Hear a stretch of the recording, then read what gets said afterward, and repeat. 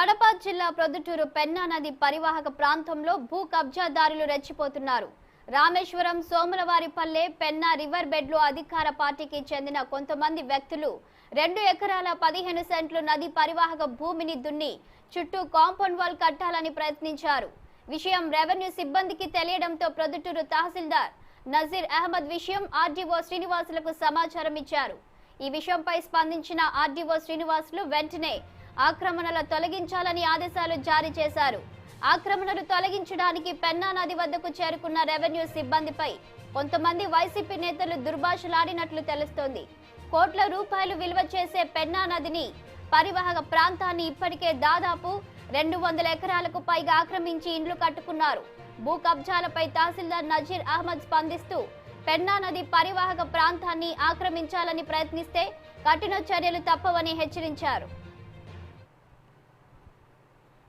పరివాహక ప్రాంతం అంటే రామేశ్వరం గ్రామ పొలం వస్తుంది.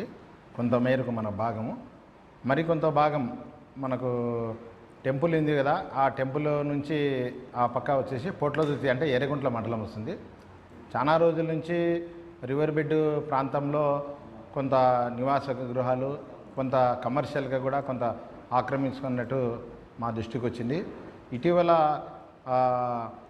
ఆర్డీఓ గారికి సమాచారం రావడము, మాకు ఆర్డీఓ గారి నుంచి ఆదేశాలు రావడము, మెసేజ్ పెట్టడం జరిగింది. దానిలో ఉన్న సారాంశం ఏమంటే కొంతమంది అక్కడ ఆక్రమణ చేయుటకు గునాదిలే సుమారు చాలా వరకు కొంతమేరకు దాదాపు 100 మీటర్స్ వరకు గునాది తవ్వకాలు చేసి కన్స్ట్రక్షన్ పర్పస్ కోసం పిల్లర్స్ కూడా లేపినారని చెప్పి నాకు ఫోటో క్లిప్పింగ్స్ వాట్సాప్ కూడా పంపించి ఇమ్మీడియట్గా యాక్షన్ తీసుకోమని చెప్పింది. దానిపైన కలెక్టర్ గారి నుంచి కూడా ఆదేశాలు ఇమ్మీడియట్గా ఎంక్రోచ్మెంట్స్ ఏదైతే ఉండదో అది రిమూవ్ చేయమని చెప్పి నిన్న మెసేజ్ ఇవ్వడం జరిగింది మన ఆర్డీఓ గారు కూడా. ఆర్డీఓ గారి ఆదేశాన్ని మేరకు మా రెవెన్యూ సిబ్బందిని అప్రమత్తం చేసి నైట్ పొక్లైన్ పంపించడం జరిగింది.